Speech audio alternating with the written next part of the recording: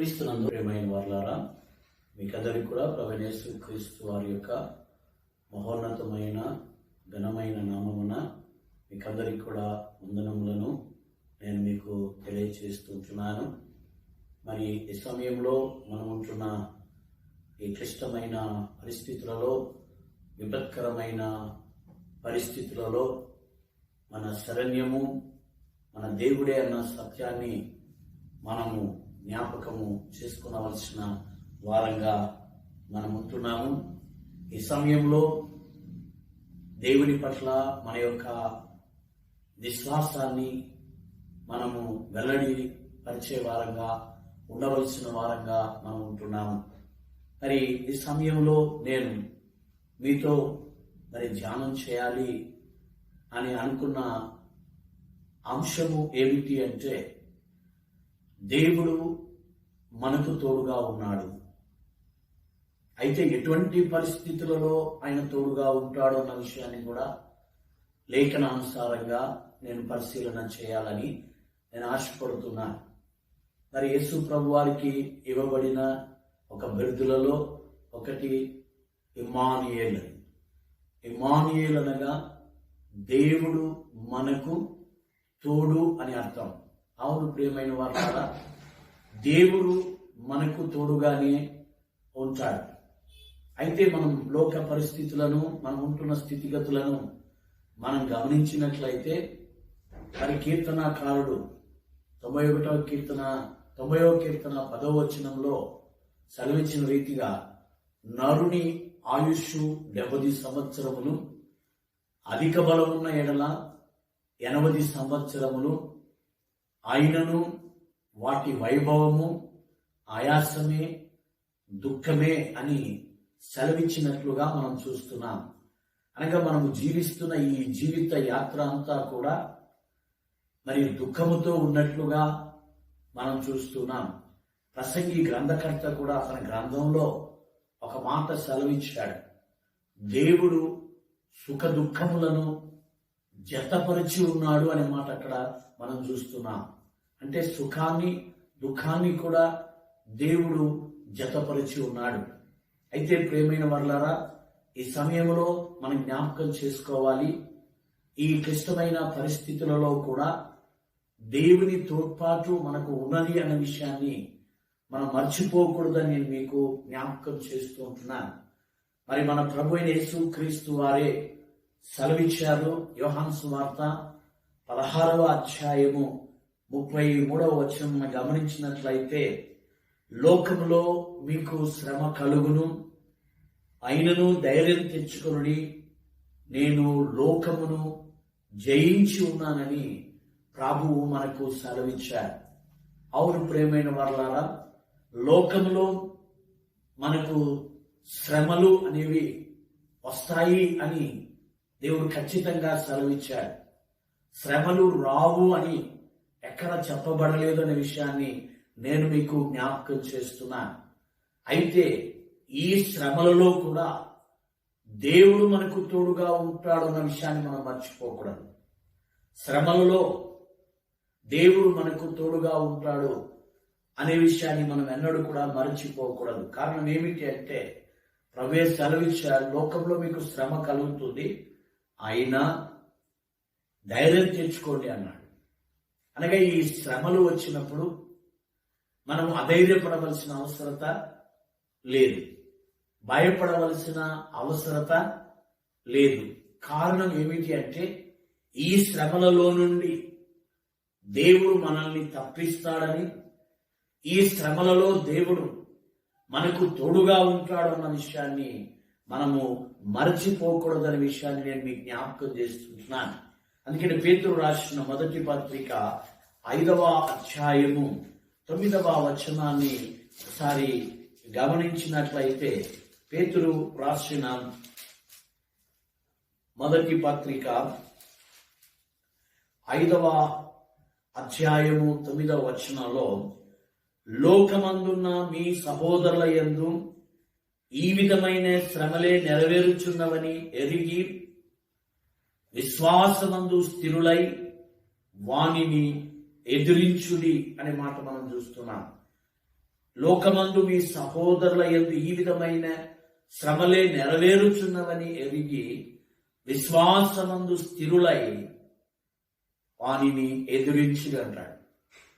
ఈ శ్రమలలో మనము దేవుని యందు విశ్వాసం ఉంచవలసిన వారంగా మనం ఉంటున్నాం. కారణం ఏమిటి అని మనము ఆలోచన చేసినట్లయితే, యోహాను రాసిన మొదటి పత్రిక 5వ అధ్యాయము 4వ వచనాన్ని ఒకసారి గమనించినట్లయితే, దేవుని మూలముగా పుట్టిన వారందరూ లోకమును జయించుదురు, లోకమును జయించిన విజయము మన విశ్వాసమే. ప్రియమైన వారలారా, ఈ శ్రమలలో మనము దేవుని యందు విశ్వాసం ఉంచవలసిన వారంగా ఉంటున్నాం. ఎప్పుడైతే మనము దేవుని యందు విశ్వాసం ఉంచుతామో, దేవుడే ఈ శ్రమలలో మనకు తోడుగా ఉండి మనలను నడిపిస్తాడు అనే విషయాన్ని నేను మీకు జ్ఞాపకం చేస్తూ ఉంటున్నాను. అందుకనే సామెతల గ్రంథకర్త 24వ అధ్యాయము 10వ వచనాన్ని మనం గమనించినట్లయితే అక్కడ అంటాడు, శ్రమ దినమున నీవు కృంగిన ఎడల చేత కాని వాడవవుతాడంటాడు. అంటే శ్రమలు వచ్చినప్పుడు మనము కృంగకూడదు, శ్రమలు వచ్చినప్పుడు అధైర్యపడకూడదు. మనము శ్రమలు వచ్చినప్పుడు అధైర్యపడకుండా దేవుని యందు మనం విశ్వాసం ఉంచినట్లయితే, మనము విశ్వసించిన మన దేవుడు మనకు తోడుగా ఉండి మనలను ఎన్నడూ కూడా ఆయన సిగ్గుపరచకుండా తన సహాయాన్ని మనకు అనుగ్రహిస్తాడు అన్న విషయాన్ని నేను మీకు జ్ఞాపకం చేస్తూ ఉంటున్నాను. యాకోబు రాసిన పత్రిక 5వ అధ్యాయము 13వ వచనాన్ని ఒకసారి మనము జ్ఞాపకం చేసుకున్నట్లయితే, మీలో ఎవరికైనాను శ్రమ సంభవించిన అతడు ప్రార్థన చేయవలెను అని రాయబడింది. శ్రమలు సంభవించినప్పుడు కృంగిపోకుండా, అధైర్యపడకుండా మనం ఈ శ్రమలలో ప్రార్థన చేయవలసిన వారంగా మనం ఉంటున్నాము అన్న విషయాన్ని నేను మీకు జ్ఞాపకము చేస్తూ ఉంటున్నాను. మరి శ్రమలలో మనము దేవునికి ప్రార్థన చేసినప్పుడు చూడండి, కీర్తనకారుడు ఏమని సెలవిస్తున్నాడో 91వ కీర్తన 15వ వచనంలో గమనిస్తే, అతడు నాకు మొరపెట్టగా నేనతనికి ఉత్తరమిచ్చేదను, శ్రమలో నేనతనికి తోడై ఉండేదను. అతడు నాకు మొరపెట్టగా నేనతనికి ఉత్తరమిచ్చేదను, శ్రమలో నేనతనికి తోడై ఉండేదను అంటున్నాడు. ప్రియమైన వారలారా, శ్రమలలో మన దేవుడు మనకు తోడుగా ఉంటాడు.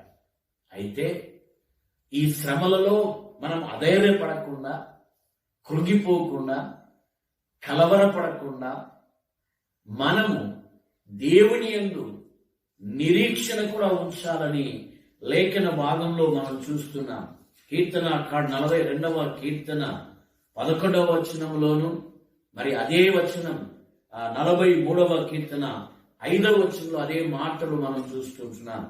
నా ప్రాణమా నీవేళ కృంగి ఉన్నావు, నాలో నీవేళ తొందరపడుచున్నావు, దేవుని యందు నిరీక్షణ ఉంచుము, ఆయనే నా రక్షణకర్త, నా దేవుడు, నేను ఇంకనూ ఆయనను స్తుతించదును అంటున్నాడు. అంటే ఆ ప్రాణము కృంగి ఉన్నది, ప్రాణం తొందరపడుతూ ఉంటే ప్రాణంతో దైవజనుడు అంటున్నాడు, నా ప్రాణమా నువ్వేళ కృంగి ఉన్నావు, నువ్వేళ తొందరపడుచున్నావు. ఈ తొందరలలో, ఈ కలవరంలో ఏమంటున్నాడు, దేవుని యందు నిరీక్షణ ఉంచు అంటున్నాడు. నిరీక్షణ ఉంచి ఏమంటున్నాడు, ఆయనే నా రక్షణకర్త, నా దేవుడు, ఇంకనూ నేను ఆయన్ని స్తుతిస్తానంటున్నాడు.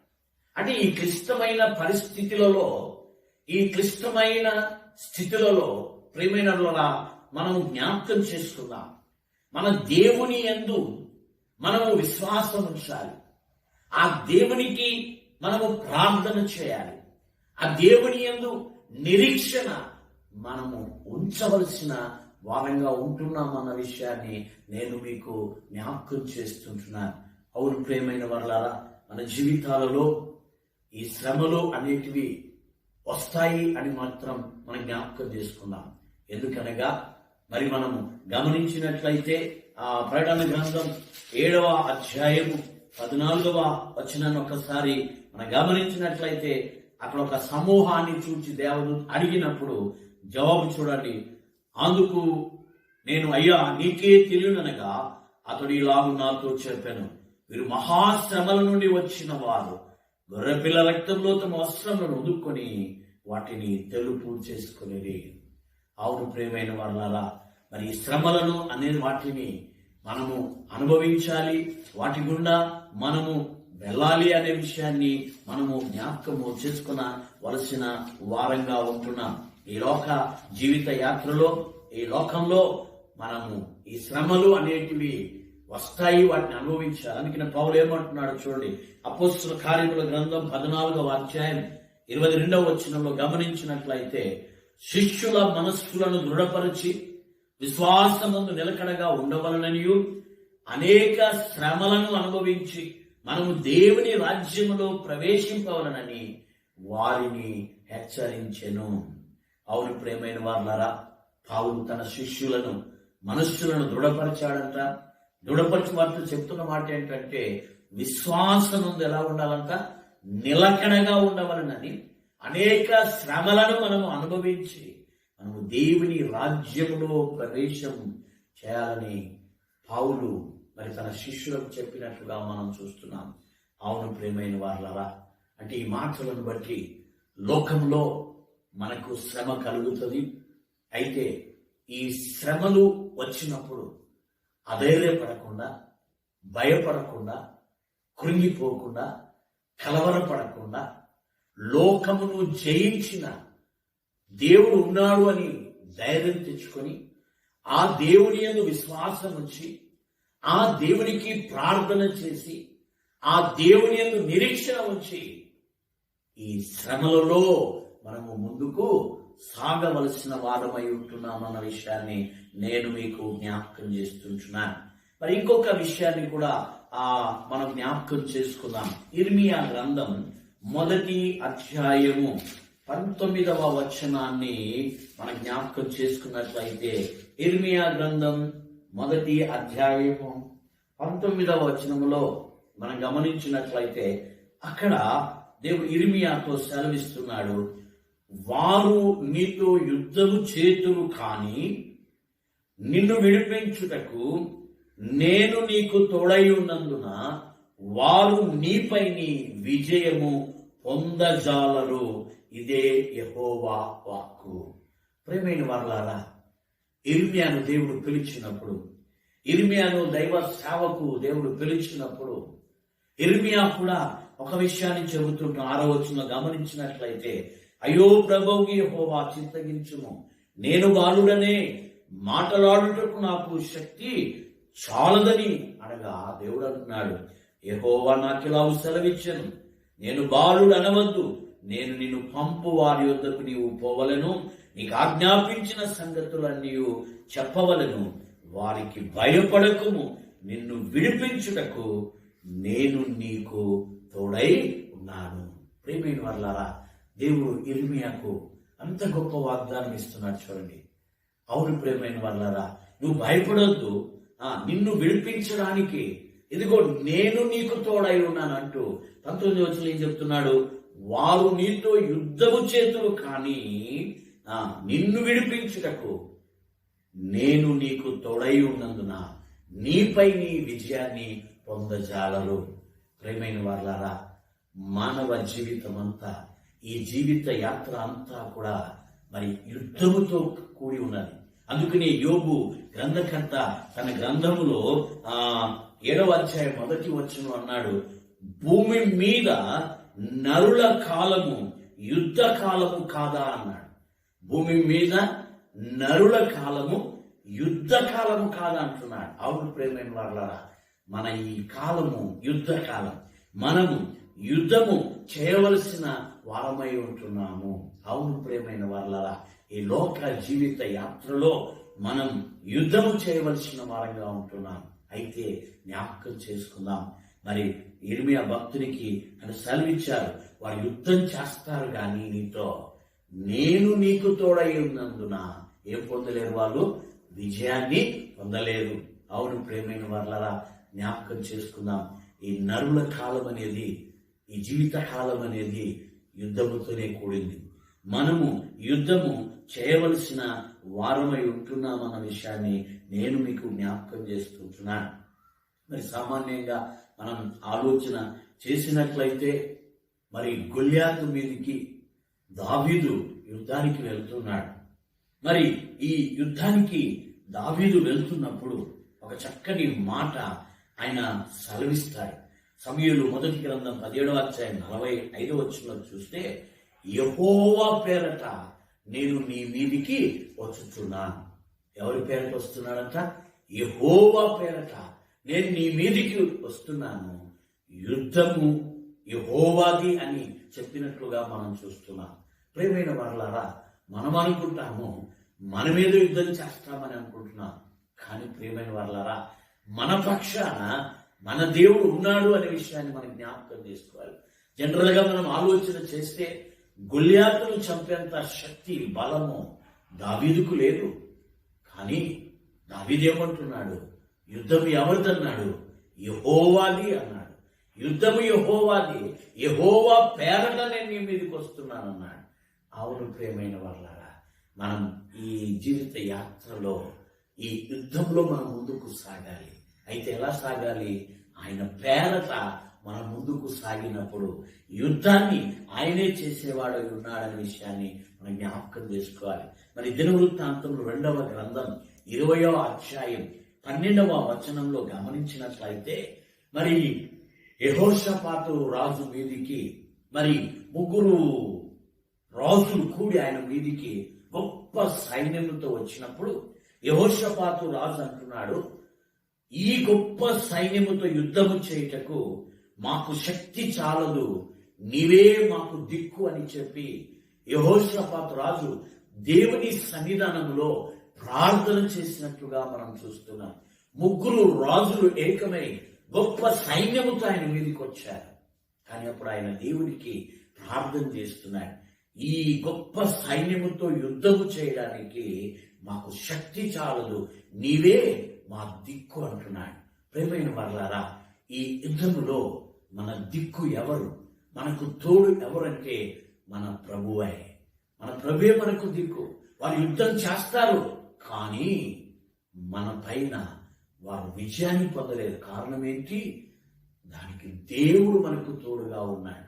అక్కడ యెహోషాపాతు రాజు విషయంలో మనం ఆలోచించేస్తే, అక్కడ విజయాన్ని యెహోషాపాతు రాజు యుద్ధము చేయకుండానే విజయాన్ని పొందినట్లుగా మనం అక్కడ చూస్తూ ఉంటున్నాం. చూడండి, నిర్గమకాండం 14వ అధ్యాయము 14వ వచనంలో ఒక చక్కని మాట రాయబడింది. చూడండి, నిర్గమకాండము 14వ అధ్యాయం 14వ వచనం, యెహోవా మీ పక్షమున యుద్ధము చేయును, మీరు ఊరికయే ఉండవలనని ప్రజలతో చెప్పాను. యెహోవా మీ పక్షాన యుద్ధం చేస్తారు. ప్రేమైన వారలారా, ఇక్కడ ఇశ్రాయేలు ప్రజలు ఫరో బానిసత్వము నుండి విడిపించబడి పాలు తెరువు ప్రవేశించి కనాన్ దేశానికి వెళ్తున్నారు. కానీ ఇంకా మార్గమధ్యములోనే ఎర్ర సముద్రం అడ్డుగా వచ్చింది.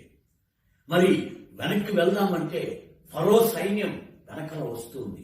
ఈ క్లిష్టమైన పరిస్థితులలో, ఈ ఇబ్బందికరమైన పరిస్థితులలో ముందుకు వెళ్ళలేరు, వెనక్కి వెళ్ళలేని పరిస్థితులలో వారు మోషే మీదకి రాళ్ళు ఎత్తారు. అప్పుడు మోషే దేవునికి ప్రార్థన చేసినప్పుడు దేవుడు ఈ మాట అంటున్నాడు, యెహోవా మీ పక్షమున యుద్ధము చేయును, మీరు ఊరికయ్యే ఉండవలని ప్రజలతో చెప్పాను. అవును ప్రియమైన వారలారా, వారు క్లిష్టమైన పరిస్థితిలో ఉన్నారు. ముందు వెళ్ళలేరు, వెనక్కి వెళ్ళలేరు. ముందు ఎర్ర సముద్రం ఉంది, వెనకల ఫరో సైన్యం తరుగుతుంది. ప్రియమైన వారలారా, చాలా సందర్భాలలో మన పరిస్థితులు కూడా అలాగే ఉంటాయి. ముందుకు వెళ్ళలేని పరిస్థితి, వెనక్కి వెళ్ళలేని పరిస్థితి. అయితే ఇటువంటి ఈ క్లిష్టమైన పరిస్థితులలో మన పక్షాన యుద్ధము చేసేవాడు మనకు తోడుగా ఉన్న మన దేవుడు అన్న విషయాన్ని నేను మీకు జ్ఞాపకం చేస్తున్నాను. ఎంత అద్భుతంగా, ఆశ్చర్యరీతిగా ఏదైతే వారిని ముందుకు వెళ్లకుండా అడ్డుకున్నదో ఆ ఎర్ర సముద్రాన్ని దేవుడు పాయలుగా చేసి పొడి నేలపైన అది నడిపించినట్లుగా మనం చూస్తున్నాం. అవును ప్రేమైన వాళ్ళారా, మన దేవుడు మన పక్షాన యుద్ధము చేసి మనకు విజయాన్ని ఇచ్చే దేవుడు. ఈ లోక జీవిత యాత్రలో మనతో యుద్ధం చేసే వాళ్ళు ఉన్నారు. కొన్ని సమస్యలు, కొన్ని పరిస్థితులు, కొన్ని క్లిష్టమైనవి మనతో యుద్ధం చేస్తూ ఉన్నాయి. అయితే ఈ పరిస్థితులలో అధైర్యపడాల్సిన అవసరం లేదు. కానీ మనకు తోడై ఉన్న దేవుడు మన పక్షాన యుద్ధం చేసి మనకు ఆయన విజయాన్ని ఇస్తాడు. ఇంకా మనం గమనించినట్లయితే మనకు ప్రధాన శత్రువు సాతానుడు. అయితే ప్రభువే సెలవిచ్చాడు. ఎఫెసీయులకు రాసిన పత్రిక 6వ అధ్యాయం 10వ వచనం చూస్తే, తుదకు ప్రభు యొక్క మహాశక్తిని బట్టి మీరు బలవంతులై ఉండి, మీరు పోరాడునది శరీరులతో కాదు కానీ అంధకార సంబంధులకు దురాత్మల సమూహంతో మీరు పోరాడుతున్నారు. కాబట్టి దేవుడిచ్చే సర్వాంగ కవచాన్ని మీరు ధరించుకోండి అని ప్రభువు మనకు వాగ్దానం చేశాడు. అవును ప్రియమైన వాళ్ళారా, మరి మన శత్రువు అయిన సాతానుడు మనం యుద్ధం చేస్తున్నాడు. వానితో మనం యుద్ధం చేయలేము. కానీ మనకు తోడుగా ఉన్న మన ప్రభు వానితో యుద్ధం చేస్తాడు. వానితో యుద్ధం చేస్తాడు. ప్రియమైన వారు నీతో యుద్ధము చేస్తారు, కానీ నేను నీకు తోడై ఉన్నందున నీపై నీ విజయాన్ని పొందలేరు. అవును ప్రియమైన వాళ్ళారా, సాతానుడు మనపైన యుద్ధం చేస్తాడు, కానీ దేవుడు మనకు తోడుగా ఉన్నాడు.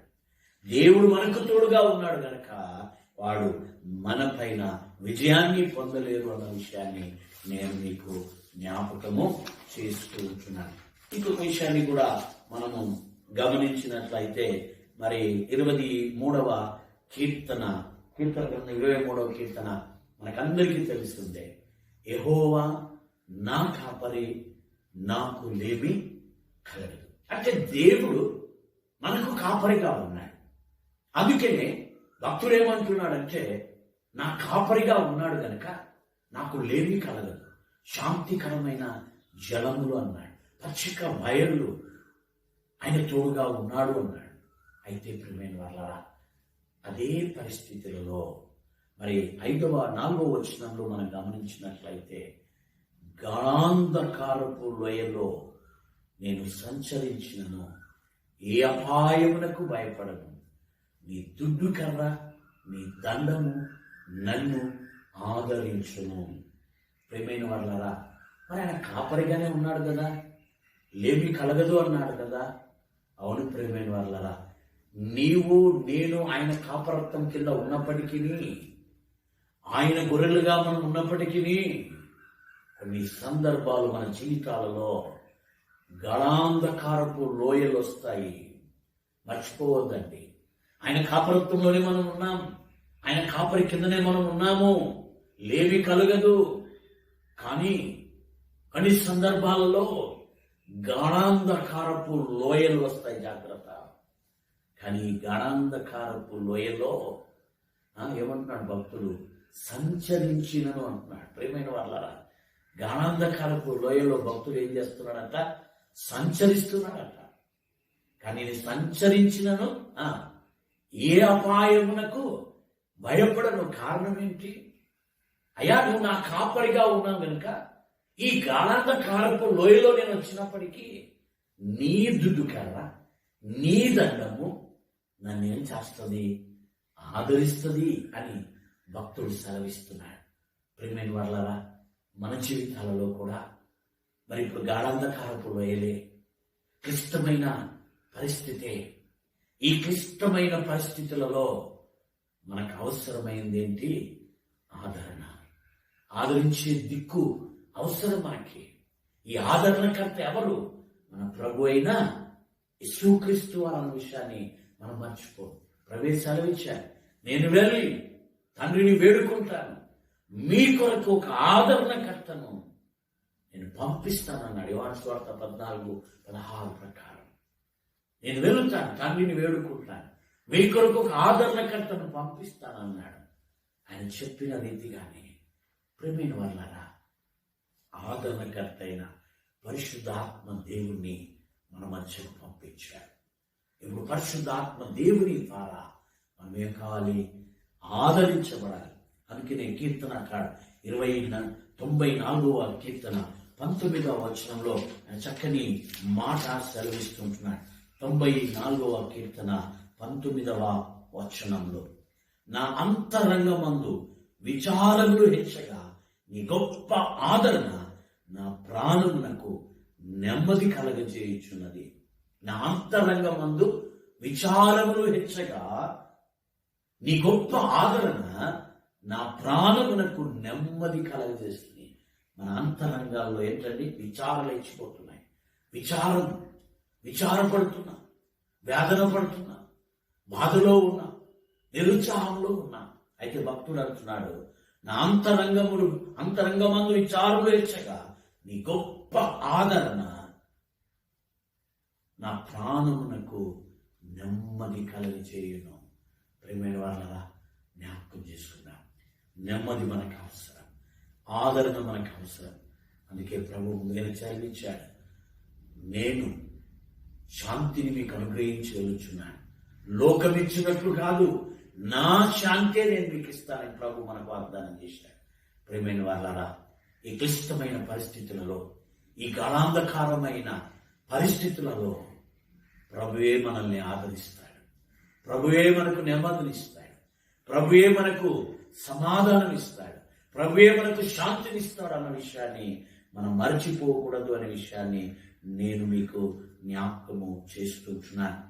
మరి ఇంకొక విషయాన్ని మనం గమనించినట్లయితే కీర్తనల గ్రంథం 66వ కీర్తన 11-12 వచనాలు మనం గమనించినట్లయితే, కీర్తన గ్రంథం 66వ కీర్తన 11-12 వచనం, నీవు బందీ గృహంలో మమ్ము ఉంచితివి, మా నడుముల మీద గొప్ప భారము పెట్టితివి, నరులు మా నెత్తి మీద ఎక్కున్నట్లు చేసితివి, మేము నిప్పులలోనూ నీళ్లలోనూ పడితిమి, అయినను నీవు సమృద్ధి గల చోటికి మమ్ము రప్పించున్నాం. ప్రియమైన వాళ్ళరా, ఈ క్లిష్టమైన పరిస్థితి, భక్తుడు అంటున్నాడు, నీవు బందీ గృహంలో మమ్మల్ని ఉంచా, మా నడుముల మీద గొప్ప భారాన్ని పెట్టారు, నరులందరూ మమ్మల్ని హేళన చేసినట్లుగా, నరులందరూ మమ్మల్ని చేశావు, మేము నిప్పులలోనూ నీళ్ళలోనూ పడితిమి, అయినను సమృద్ధి గల చోటికి నీవు మమ్మను రప్పించున్నావు. ఎంత గొప్ప దేవుడు అండి! వాటన్నిటిలో కూడా సమృద్ధి గల చోటికి దేవుడు మనల్ని తెచ్చేవాడు అన్న సత్యాన్ని మనం మర్చిపోకూడదు అనే విషయాన్ని నేను మీకు జ్ఞాపకం చేస్తున్నాను. ఇంకా మనకందరికీ తెలిసిన రీతిగా యెషయా గ్రంథం 43వ అధ్యాయం 2వ వచనంలో కూడా గమనించినట్లయితే, నేను నీకు తోడై ఉండు, నీవు నదులలో బడి వెళ్ళినప్పుడు అవి నీ మీద పొర్లి పారవు, నీవు అగ్ని మధ్యలో నడుచున్నప్పుడు కాలిపోవు, జ్వాలలు నిన్ను కాల్చజాలవు. ప్రియమైన వాళ్ళరా, ఎంత గొప్ప దేవుడు!